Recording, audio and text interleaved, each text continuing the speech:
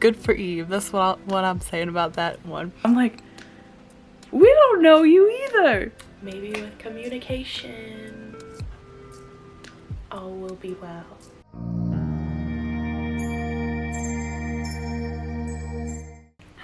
Hello everyone, my name is Bonnie and welcome back to my channel and the start of a brand new reading vlog. So it is officially February 1st and we are kicking off a romance specific reading vlog. I'm thinking I'll be doing 2 of these vlogs, so the first vlog will be this week, the first week of February, and then it won't be the following week because the following week will be Polarthon, so that'll have its own vlog, and then the week after Polarthon I'll have another romance reading vlog going on, so I'm thinking 2 episodes of it, 2 parts of it, you know. So I'm just really in the mood to read romance, and I'm just really excited to get to quite a few that I've had my eye on for a while. I thought I would kick it off with a book that I'm feeling pretty good about. I'm expecting it to be at least a 4-star read, but that is Act Your Age, Eve Brown by Talia Hibbert. I've heard some decently good things. I know there were some people that were let down, but I'm not having the highest of expectations. I'm just going in expecting to have fun, for it to be cute, and for there to be some steamy moments, because, you know, Talia Hibbert books are known for all of those things, as well as humorous moments as well. So I'm really excited to finally get to this one since I've had it on my shelf for a little while now.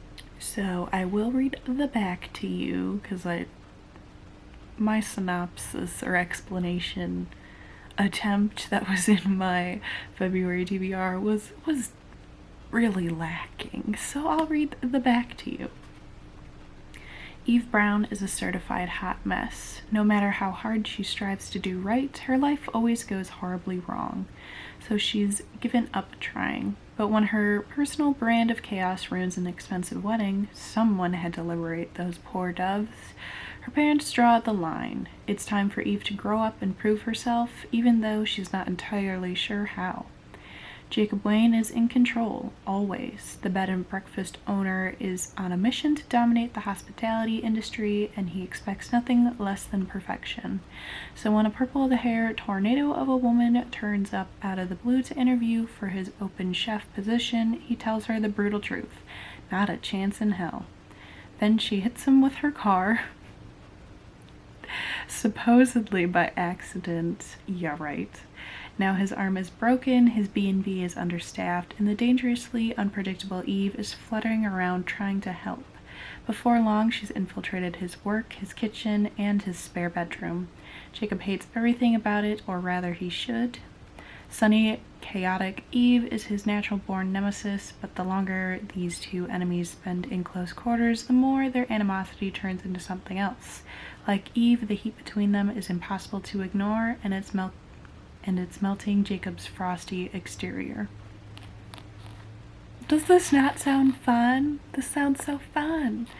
It definitely gives me vibes of like Hallmark cheesy Christmas movie, you know, when there's like a girl that has to work at like an inn or help out a small town, and then there's like they fall in love even though they don't get along with like some gruff guy or whatever, so it hits that vibe. I feel like it'll hit like the Netflix rom-com vibes as well, where it's like cute and humorous, a little cheesy, that sort of stuff. So I'm expecting a really good time from this, but I'm really excited for the cuteness.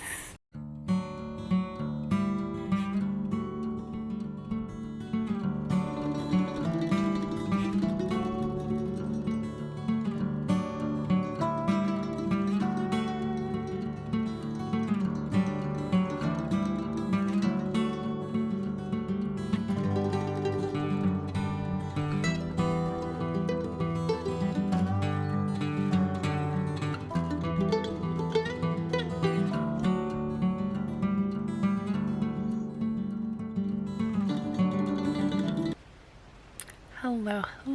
I thought I'd pop in for an update because I am 112 pages into Act Your Age, Eve Brown. Our story really kicks off from the get-go with Eve kind of getting cut off from her family funds because she has the habit of like picking up a hobby that becomes a job for a very fleeting amount of time, and so like she's just breezing from job to job without taking anything too seriously. So her parents decide to cut her off, wanting her to grow up and get more grounded in reality.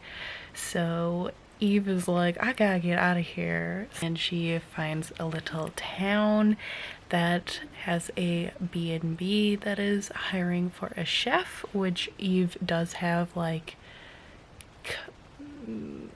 a little bit of background in being a pastry chef, I believe. So she applies for the job, but that's where she meets Jacob, who is the head of the B&B, who is very strict and set in his ways, has high expectations for people, and is very picky when trying to hire in a new chef.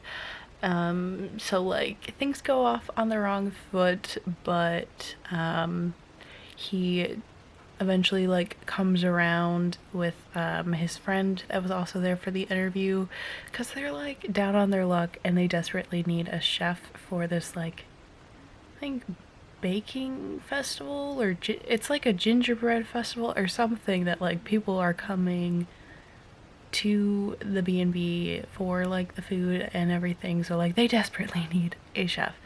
So the two guys go running off trying to find Eve again to be able to like offer her a trial basis of like, oh, we'll see how her food really is, we'll see how it goes, we'll test it out. And when Jacob tries to get to her, she accidentally runs into him with her car. We then have the experience of her feeling really guilty and feeling like she needs to commit to helping out this B&B, but also like there's a lot of snark going on. But Jacob and Eve are definitely attracted to each other, but they're like fighting it of like, oh, why would I think that? Why would I notice that? Or whatever. And I'm living for it. And I do really like the discussions we've had so far, just with like Eve's internal monologue of just like struggling with expectations, both comparing yourself to your siblings' success and then also like familial expectations. I'm really interested in learning more about Jacob as well, because like it seems like he might be like a secret soft boy underneath like the iciness, because we do get some scenes of like him dealing with a concussion, and so like he's all like disheveled and like grumpy and like compared to as like a cute little toddler or whatever. So I'm like, is this man's a secret soft boy over here? Hope so.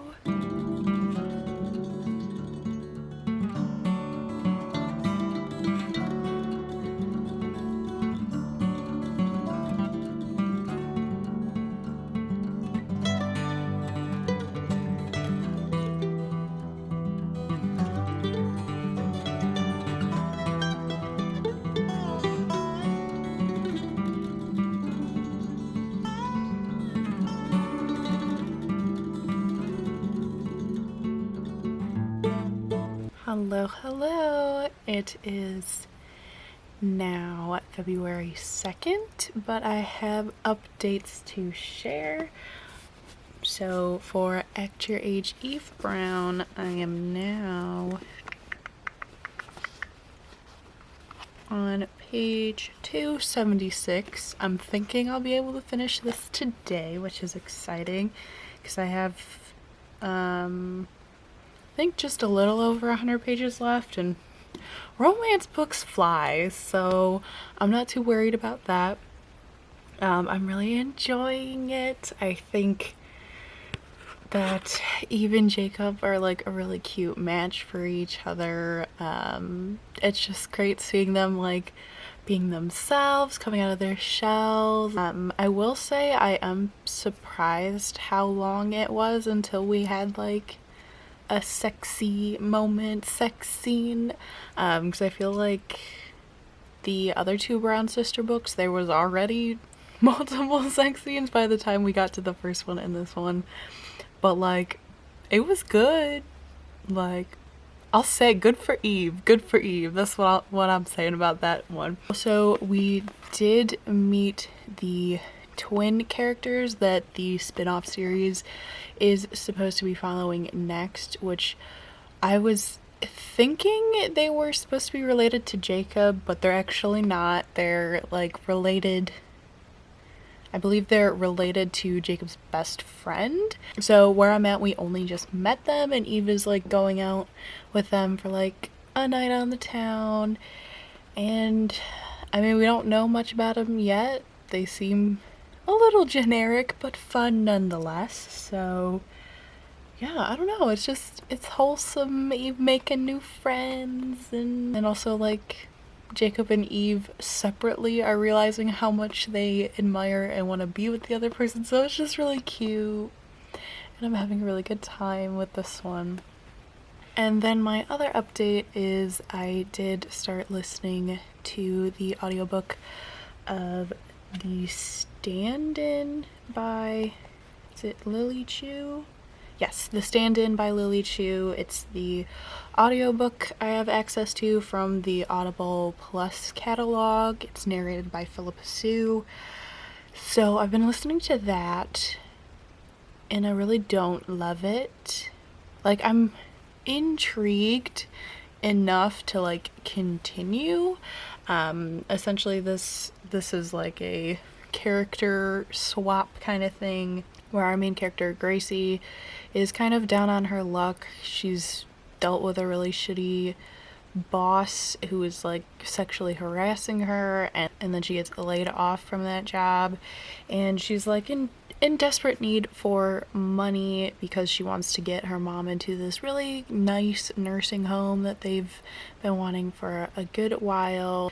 One day these celebrities show up, and apparently she looks like this well-known Chinese actress and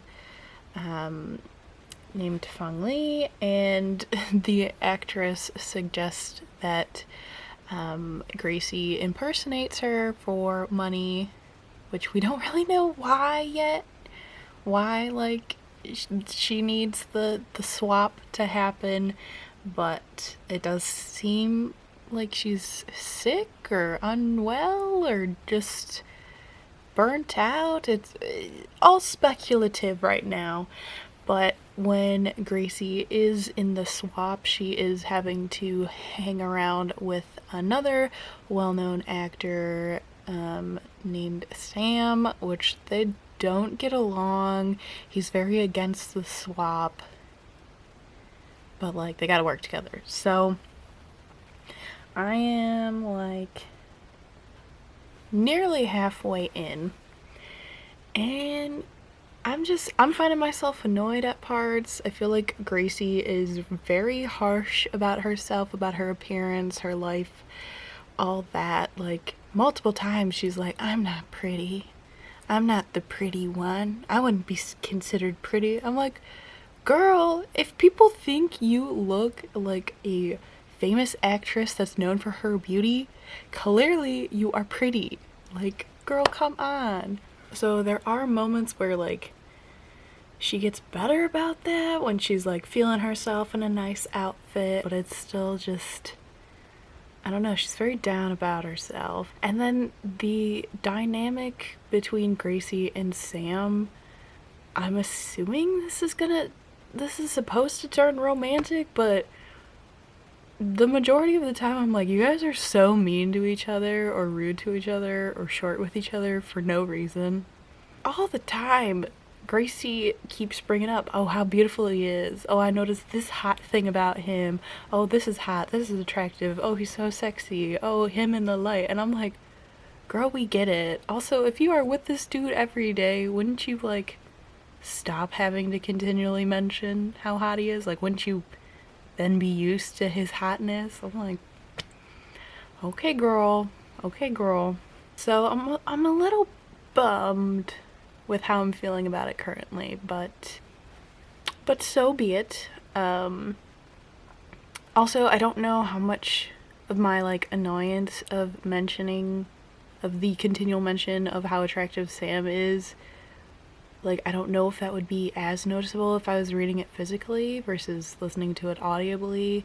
This is my first romance I've ever listened to as an audiobook, so I don't know if that's skewing things or what, but progress nonetheless. And I'm gonna get back into Eve Brown now to like lift my mood. Yay.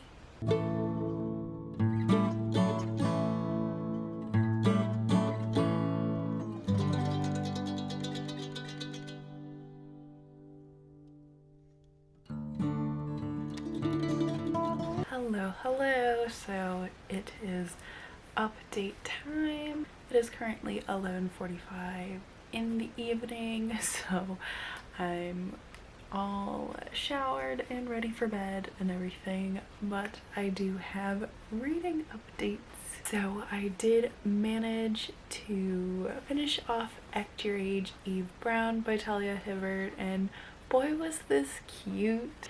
I did enjoy the small remainder I had left from when I had last updated. It was still like the random fight falling out moment that every romance story has, which like I never enjoy that, but I found myself more tolerant of this situation because I feel like the friction was justifiable. We all knew it was gonna happen, and just, you know, the fight really just ties back to Jacob and Eve's insecurities. I was just glad that the squabble got resolved quite quickly rather than the characters continuing to kind of skulk around in sadness and heartbreak for way too long. Overall, I really enjoyed this. I thought it was a very cute romance. I definitely rooted for Eve and Jacob. I thought they were very cute together. I do wish we saw more of them together as a couple. I feel like we saw a lot of them like not getting along and then like slightly becoming friends, but like we didn't get to see much of them actually as a couple together. And I'm not including the sex scenes, which there was only 2 of them, which I was surprised there was only 2. Surprisingly, I wanted this romance book to be longer. I feel like that's usually not something I would consider wanting in romance books. I gave it 4 stars, very cute. I really don't know what my favorite Brown Sister book is. I feel like I change my mind too often, so maybe I'll have to reread them all at some point to finally nail down which sister or which love interest is my favorite. I'm happy I picked this one to be my first romance read of this vlog. So I have chosen to next try out The Hellions Waltz by Olivia Waite. This is a mass market paperback romance that I found on Amazon because I've been like slowly but surely hunting for books that have heists in them or heist related things because I love that, and I have yet to find a book that has like a super epic heist that like completely draws me in. It's also hard too because every list kind of is like 6 of Crows and I'm like, I've already read it. but I saw this one was on there and it's a sapphic romance. So I was like, even if the heist is a flop, I'll probably get cute sapphic moments in this one. I'm down to try it out. Also, it's quite small, so it's got the perks of being under 300 pages, so I can definitely fly through this, but I'm also worried that this might not have a heist in it at all, because that is not a lot of page time to explain and actually have a heist. So we'll see, but I'll share the back once again. So the tagline is, "It's not a crime to steal a heart." So Sophie Rosengrave hates nothing more than a swindler. After her family lost their piano shop to a con man in London, they're trying to start fresh in a new town.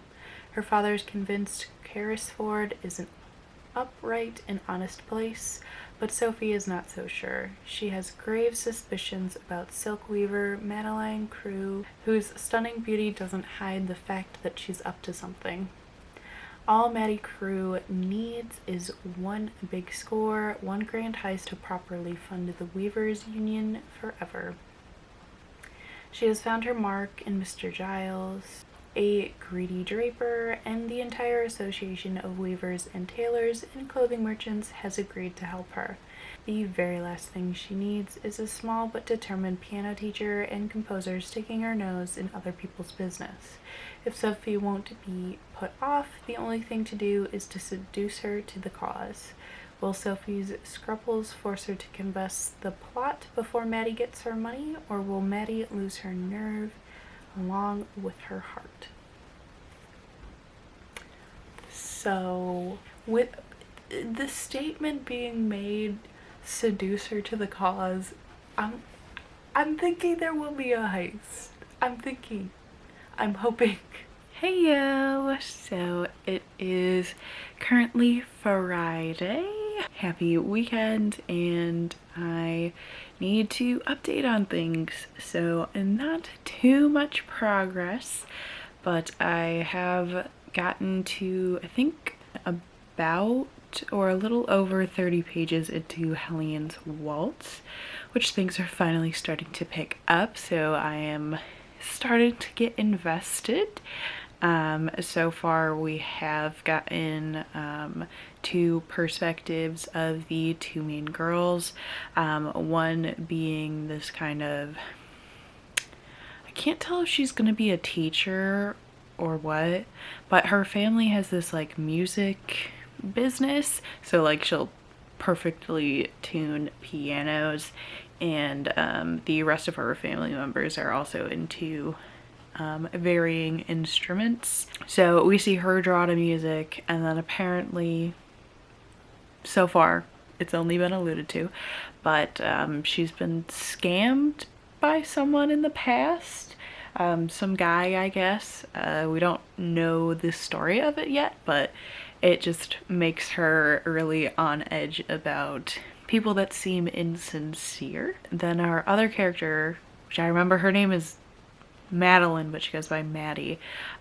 She seems to be running some kind of con having to do with fabrics. Sounds like they're gonna put like a hit out on someone, plan some kind of scheme or heist. So currently I'm thinking there will actually be a heist we might get to see, which is exciting. We've already gotten an instance of our two main girls interacting when they were both in this like clothing shop. So the piano gal, I really can't remember her name right now, but she was like looking for ribbons or scraps of fabric or something for purchase, and then Maddie brought in this random bolt of fabric that the owner of the shop was like, I can't sell this or whatever, essentially alluding to it's something shady, a knockoff or something. And then someone else comes in and buys it. I guess our piano teacher thinks that Maddie's getting bamboozled, so like she goes after her, but then she realizes like she's kind of shady or whatever. So where I left off, which again I'm barely into it, our piano gal is all like, I'm not gonna let funny business happen. Obviously I'm not quoting her, but like, I won't let this happen to anyone else kind of thing. So like, she's trying to learn from her past or save someone from experiencing whatever she experienced in the past. So it left off on an intriguing part, and I just haven't gotten to reading it between work and then the Olympics opening ceremony I was watching with my friends, so that took out a chunk of time. So I do want to make more progress. I am intrigued where it goes from here. What I did love is that our main characters are already very clearly into women. I just found that really refreshing because I feel like a lot of times when I read sapphic romances, it's usually like at least one of the characters is kind of just discovering their sexuality, which nothing wrong with that. Nothing wrong with that. But I don't know, it's just nice to see them so confidently being like, that's an attractive woman. She's hot. Oh, look at her. I'm into her. Oh, and like even alluding to past relationships with women as well. It made me happy and excited to see where it goes from here. And then I have made a little more listening progress on the stand-in, which I don't have as many good updates about. Surprisingly, I have like 5 hours left of this audiobook.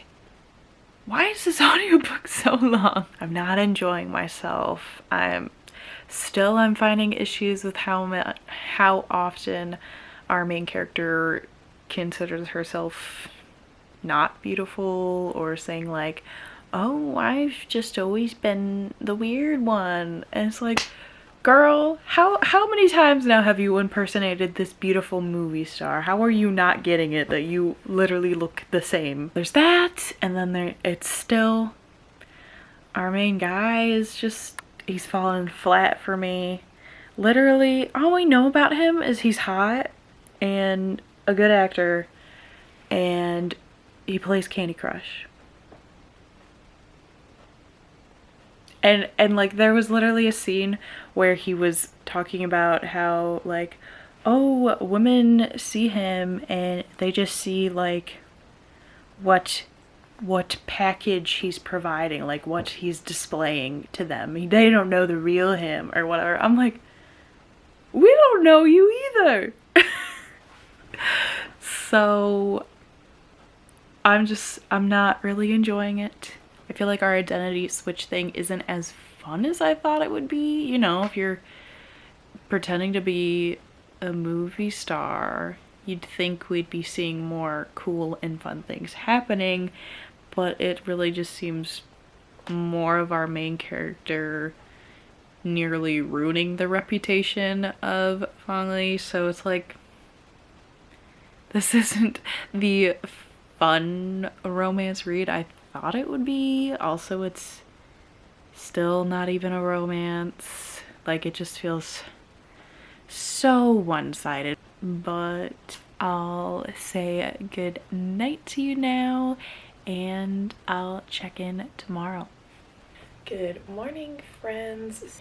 It is 9:15 a.m. on Sunday, and I once again have updates. So yesterday I did make great progress on The Hellions Waltz by Olivia Waite, and I finally have some clarification on what's going on. In Maddie's plotline, she is trying to swindle this clothing shop owner into buying fabric that does not exist, so that her and her friends get all his money because he is an awful man who cheats a bunch of smaller business clothing weavers and ribbon weavers out of money, or like ruins their reputation in the business, etc., etc. So Maddie is trying to get his downfall to happen, and then the other girl, Sophie, I know her name now, she has a history with a con artist man pretty much destroying the reputation of her family and their music industry, which has left her kind of struggling to perform music herself, because it just like brings her back into those moments of him swindling them and that sort of thing. So she's got like the past trauma of that, but she's like attracted to Maddie, but also like pissed at Maddie because Maddie seems kind of shady at first.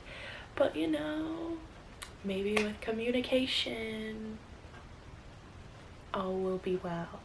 I'm currently on page 164, so I have less than 100 pages left, and I'd say I'm enjoying it. I do really like the chemistry we see between the two characters, and there's a few steamy moments where I'm just like, good for these ladies, good for these ladies. It's not perfect.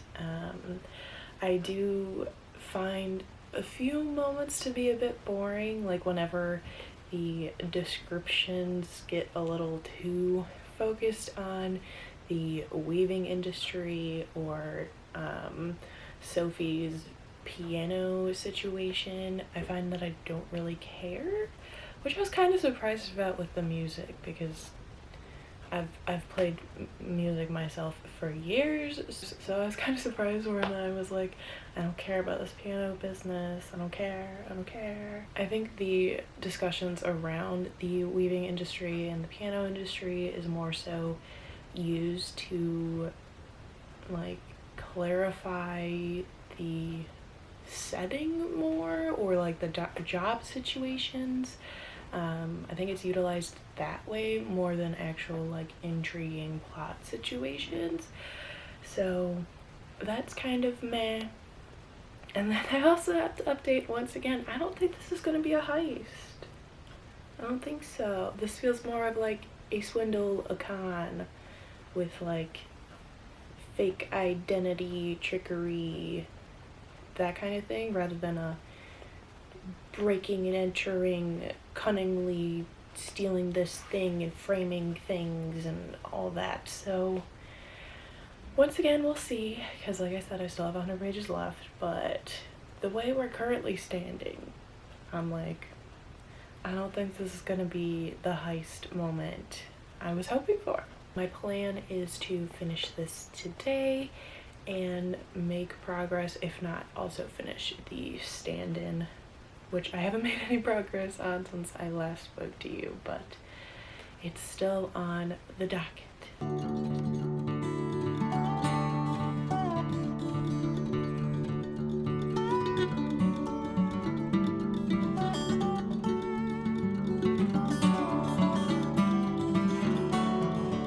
Hey yo, so it is time to update things since I have completed 2 books. So I will be talking about my final thoughts on the stand-in and the Hellions Waltz and wrap up this reading vlog.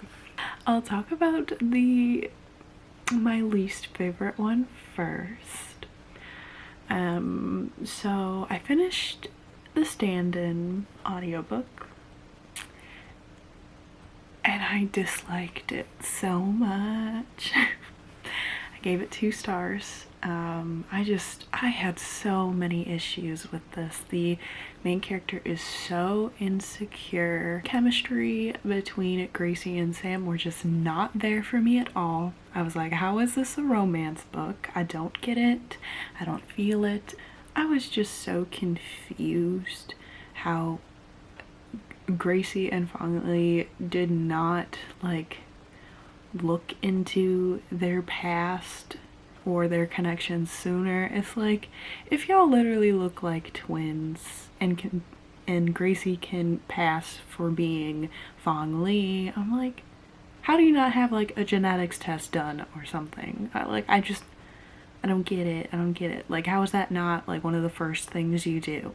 Also, like, Fong Li, we don't see like at all. Like, we learn that she is struggling with her mental health, and that's why she gets Gracie in on this switch moment, because she needs like a break away. But we barely see that. And then when we know Fong Li is struggling with her mental health, she's just left alone. It's like, if you know she's struggling and Gracie says she can relate and she's gone through similar mental health things, why are you leaving her alone and just being busy, just being like, oh, Sam's so hot. Oh, Sam, oh, Sam, oh, Sam. It's like, you literally have talked about how much you and Fong Li click, and then you leave her alone when you know she's mentally struggling? Don't know about that. The one aspect of the book I think I wouldn't necessarily say enjoy, but like I appreciated it being there and slightly discussed, is like how much like our parents shape our identity or our views on the world, or just the pressure you feel within your family, or your parents unknowingly put pressure on you, that sort of thing. So I thought it was interesting having those discussions there, and all the different like familial dynamics that are discussed. We don't see them all, but we hear about them. So I kind of appreciated that exploration. I literally like rolled my eyes a couple times in this because it just was so frustrating. And the insecurities. The girl could not get past Sam and Fong Li being good actors. It made her question everything, made her feel really insecure of like, oh, I'm only here because they want me to be Fong Li. It's like, girl, you can't be upset about that. They literally paid you a shit ton of money. Like, you know why you're here. Like, I just don't get it. Audiobook wise, I do think Philippa Soo did a decent job. I wasn't blown out of the water, but like, it was decent. I didn't have any qualms going on with that, so good for her. Who knows, maybe I tolerated the story more because of her. I don't know. And then the other update I have is for the Hellions Waltz. I did finish this one as well, and ooh, this kind of matches my shirt. I gave this one 3 stars. The ending, I just didn't care. I just wanted to be done. I feel like the explanations of the end of the con was confusing, or just not very clear or impressive. I also think it got too focused on Sophie's piano career and then the vague con going on, when I wanted it to be more romance development. The lust attraction is very believable, definitely like felt the steamy moments or whatever, but developing beyond that, I thought it was quite lacking, especially when, you know, they eventually are in love, but I'm like, I don't really feel it. You're saying it, but I don't feel it, and I don't see it beyond just like physical attraction. I enjoyed it enough that I think I will try out other Olivia Waite books, specifically her sapphic ones. This is apparently of a trilogy, like of companion books. I'm not sure how they connect. I was seeing people on Goodreads saying that the relationships are more developed or more explored in those two than in this one, so I'll probably try those out at a later date.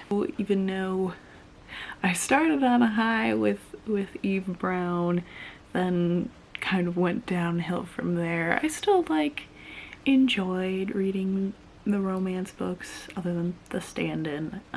Just I enjoyed the cute moments that were created, and it makes me excited to see how my other romance books will go later in the week. But I will be wrapping this romance reading vlog up here. As I said at the beginning of the vlog, there will be a part 2 of this for the later part of February. Also, my Polarthon picks will also have romance reads in it as well, so stay tuned for those. Other than that, thank you so much for watching. In the description I do have my Goodreads link and Bookstagram account if you would like to follow me, friend me on there. But other than that, please like and subscribe if you enjoyed, and I hope to see you here for the next one. Bye.